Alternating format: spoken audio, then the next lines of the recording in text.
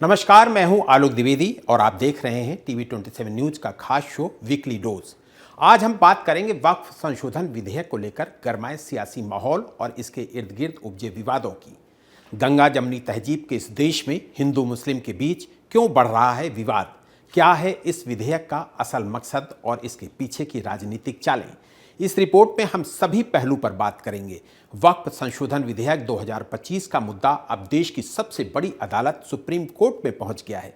इस विधेयक ने पश्चिम बंगाल के मुर्शिदाबाद सहित देश के कई शहरों में तनाव को जन्म दिया और विपक्ष के कई नेताओं ने इसे असंवैधानिक करार दिया। खास तौर पर पश्चिम बंगाल के मुख्यमंत्री ममता दीदी का कहना है कि यह कानून अल्पसंख्यकों के अधिकारों पर हमला है, जबकि केंद्र सरकार इसे पारदर्शिता बता रही है। इस बीच राज्यपाल सीवी आनंद बोस हिंसा प्रभावित इलाकों में गए और राष्ट्रीय महिला आयोग भी सक्रिय है। सुप्रीम कोर्ट में इसे लेकर 2 बार तीखी बहस हो चुकी है और अब सुप्रीम कोर्ट ने केंद्र से जवाब भी मांगा है। वक्फ संशोधन विधेयक 2025 के खिलाफ सुप्रीम कोर्ट में 73 याचिकाएं दायर की गई हैं और इस पर सुनवाई 16 अप्रैल 2025 को शुरू हुई। ये मामला इतना संवेदनशील है कि सुप्रीम कोर्ट की 3 जजों की बेंच, जिसमें मुख्य न्यायाधीश संजीव खन्ना, जस्टिस संजय कुमार और जस्टिस केवी विश्वनाथन शामिल हैं, इसे सुन रही है। इन याचिकाओं में इस कानून को असंवैधानिक और मुस्लिम समुदाय के धार्मिक अधिकारों पर हमला बताया गया है। 16 अप्रैल को सुनवाई के दौरान सुप्रीम कोर्ट ने इस विधेयक के कुछ प्रावधानों पर गहरी चिंता जताई। खास तौर पर वक्फ बाय यूजर प्रावधान को हटाने, वक्फ बोर्ड और केंद्रीय वक्फ परिषद में गैर मुस्लिमों को शामिल करने और जिला कलेक्टर को वक्फ संपत्तियों की स्थिति तय करने का अधिकार देने पर सवाल उठे। मुख्य न्यायाधीश संजीव खन्ना ने कहा कि हम आमतौर पर किसी कानून को इस स्तर पर रोकते नहीं हैं, लेकिन ये मामला असाधारण है। वक्फ बाय यूजर को हटाने से गंभीर परिणाम हो सकते हैं। कोर्ट ने यह भी सवाल उठाया कि क्या हिंदू धार्मिक ट्रस्टों में गैर हिंदुओं को शामिल किया जाता है। पिछले दिनों हुई सुनवाई में सुप्रीम कोर्ट ने इस कानून के कुछ हिस्सों पर आंशिक रोक भी लगा दी है। कोर्ट ने आदेश दिया है कि वक्फ बोर्ड और केंद्रीय वक्फ परिषद में गैर मुस्लिमों की नियुक्ति नहीं होगी। साथ ही वक्फ बाय यूजर के तहत घोषित संपत्तियों को डी नोटिफाई नहीं किया जाएगा। कोर्ट ने यह भी कहा कि कोई भी वक्फ संपत्ति, चाहे वो रजिस्टर्ड हो या नहीं, उसकी स्थिति में बदलाव नहीं होगा। केंद्र सरकार को 7 दिन में अपना जवाब दाखिल करने का निर्देश दिया गया है और याचिकाकर्ताओं को केंद्र के जवाब की समीक्षा के लिए 5 दिन का समय दिया गया है। अगली सुनवाई 5 मई को होगी। सुप्रीम कोर्ट ने मुर्शिदाबाद हिंसा पर भी चिंता जताई। मुख्य न्यायाधीश ने कहा, यह हिंसा बहुत परेशान करने वाली है। जब कोर्ट इस मामले की सुनवाई कर रहा है तो विरोध प्रदर्शन बंद होने चाहिए। कोर्ट ने यह भी स्पष्ट किया कि वह इस कानून के कुछ सकारात्मक पहलुओं को देख रही है, इसलिए पूर्ण रोक उचित नहीं होगी। याचिकाकर्ताओं में टीएमसी सांसद महुआ मोइत्रा, एआईएमआईएम मुखिया असदुद्दीन ओवैसी, आरजेडी सांसद मनोज झा और इंडियन सेकुलर फ्रंट के विधायक नौशाद सिद्दीकी शामिल हैं। इनका कहना है कि यह कानून वक्फ बोर्ड की स्वतंत्रता को खत्म करता है और संविधान के अनुच्छेद 14, अनुच्छेद 25 धार्मिक स्वतंत्रता और अनुच्छेद 26 जैसे धार्मिक मामलों के प्रबंधन के अधिकारों का उल्लंघन करता है। कपिल सिब्बल ने कोर्ट में कहा, यह कानून धार्मिक मामलों में हस्तक्षेप करता है।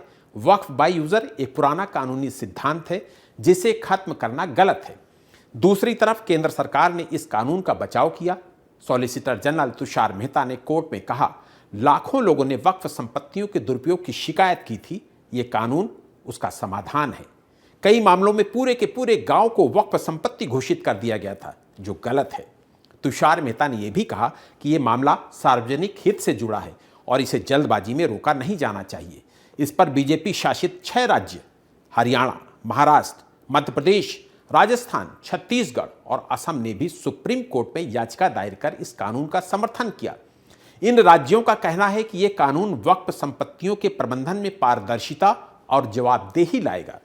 सुप्रीम कोर्ट की इस सुनवाई ने इस विवाद को नया आयाम दे दिया है।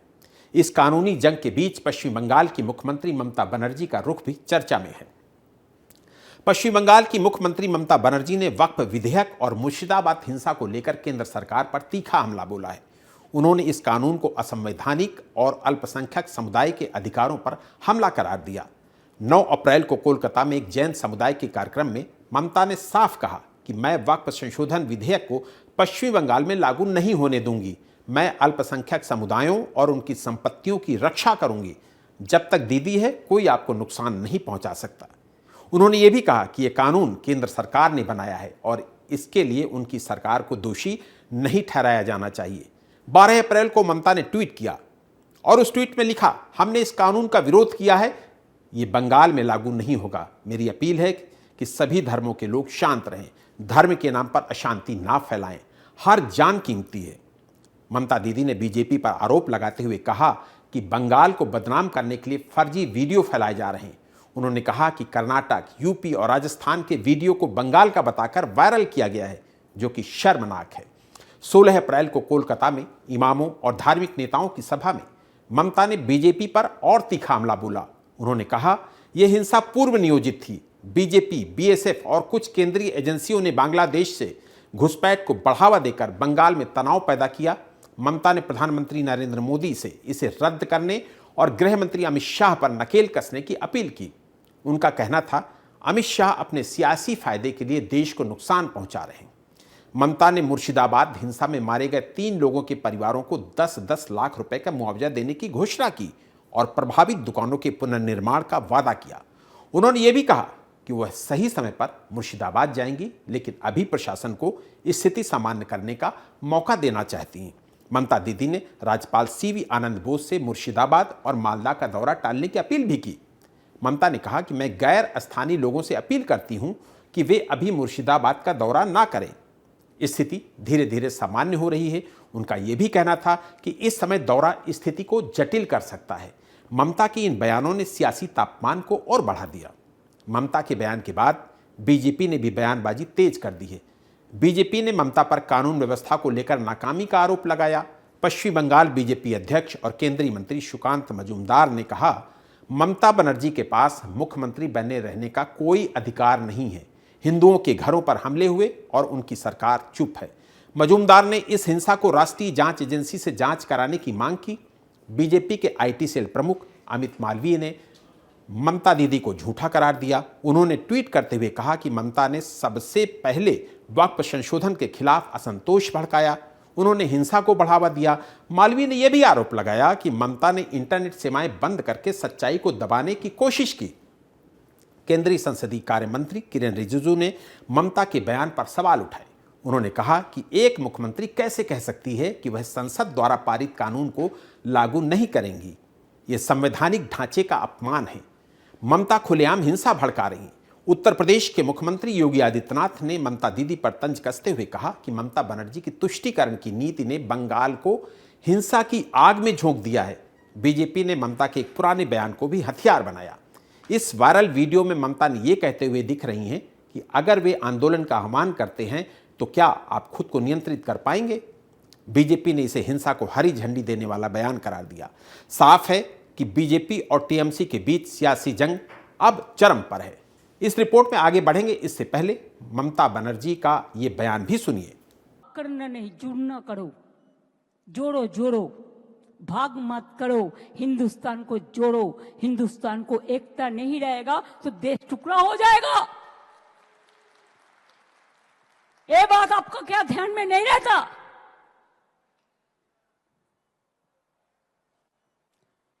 हम खरीद में जाते हैं तो हमारा खिलाफ में क्या क्या मेरे को टाइटल भी बदल देता है बीजेपी। बहुत रुपया है।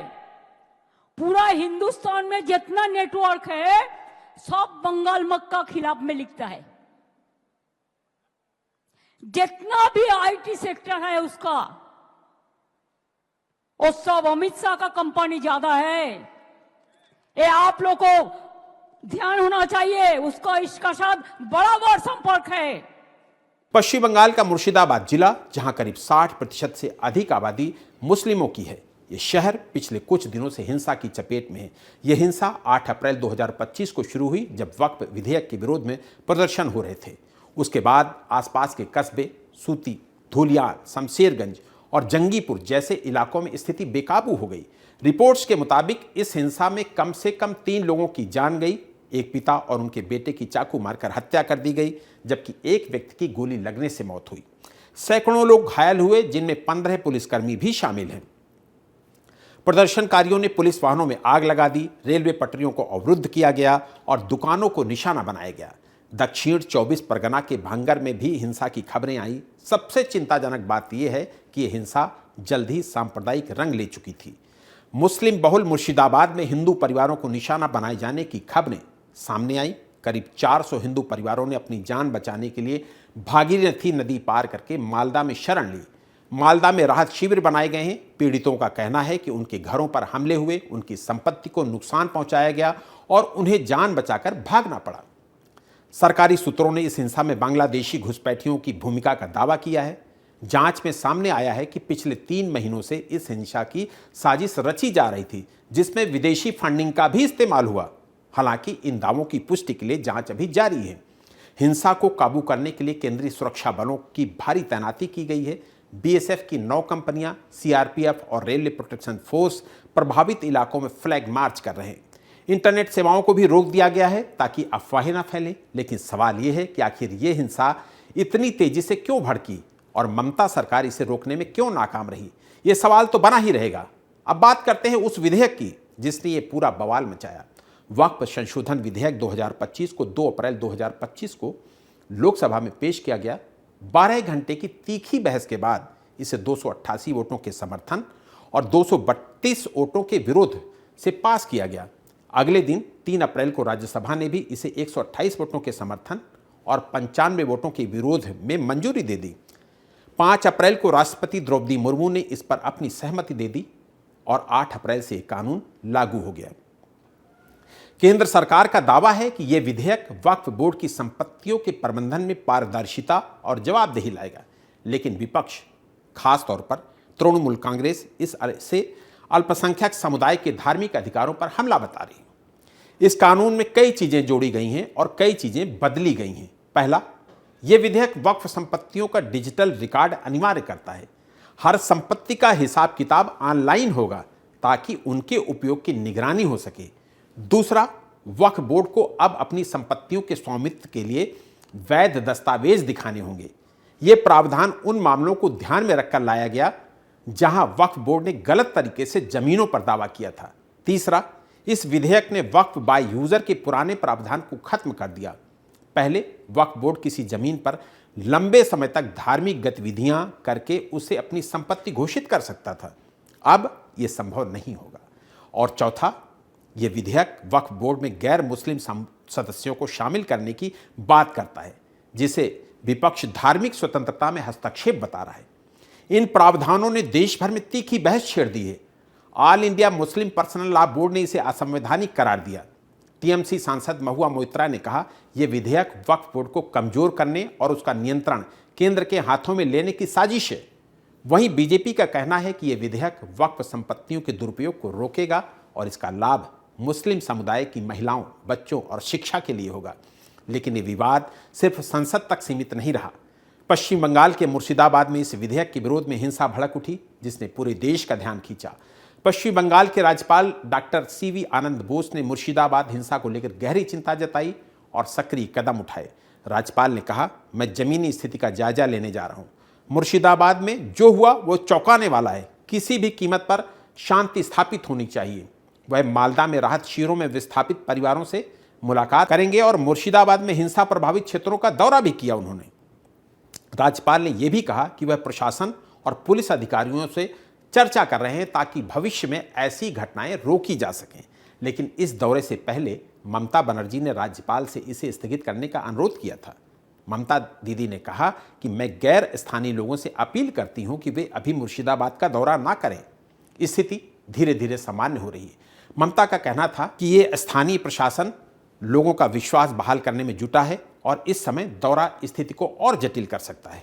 महिलाओं पर हमले और उन पर हुए अत्याचार के मीडिया रिपोर्ट इसकी स्वयं जानकारी लेने के लिए 18 अप्रैल यानी कि एक दिन पहले ही राष्ट्रीय महिला आयोग की अध्यक्ष विजय रहाटकर घटनास्थल पर पहुंची और रहाटकर ने मुर्शिदाबाद हिंसा से प्रभावित परिवारों से मुलाकात की।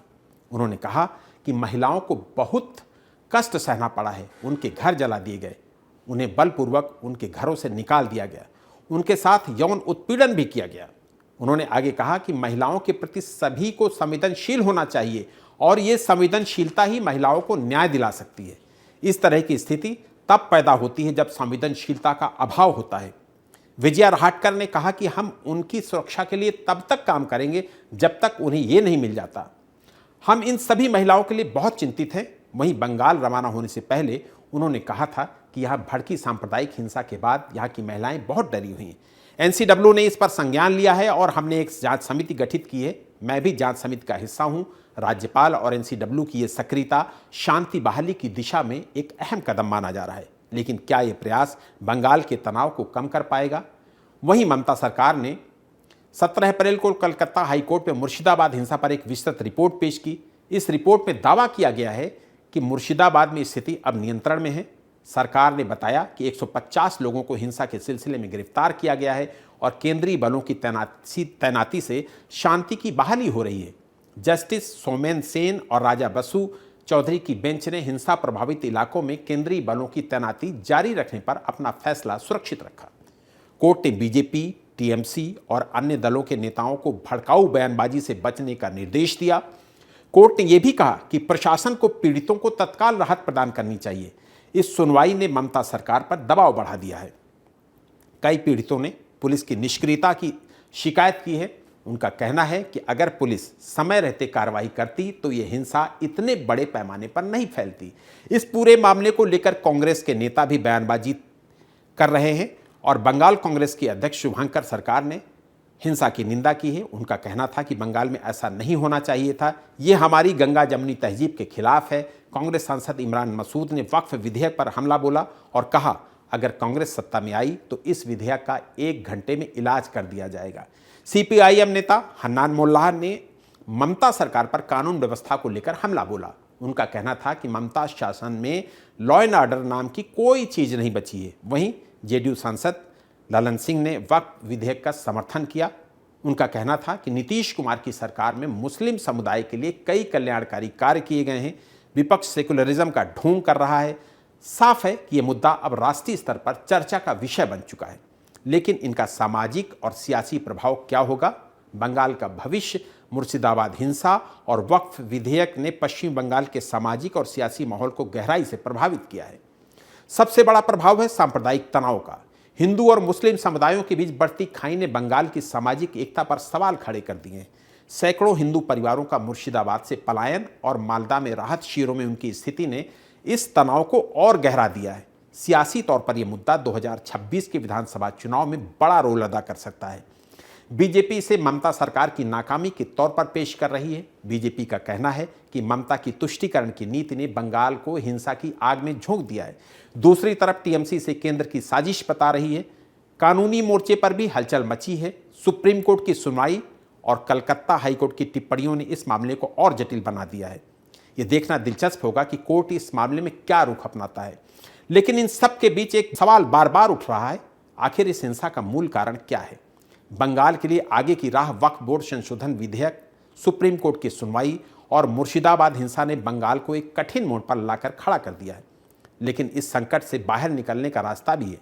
पहला, सरकार और समुदायों के बीच संवाद बढ़ाना होगा।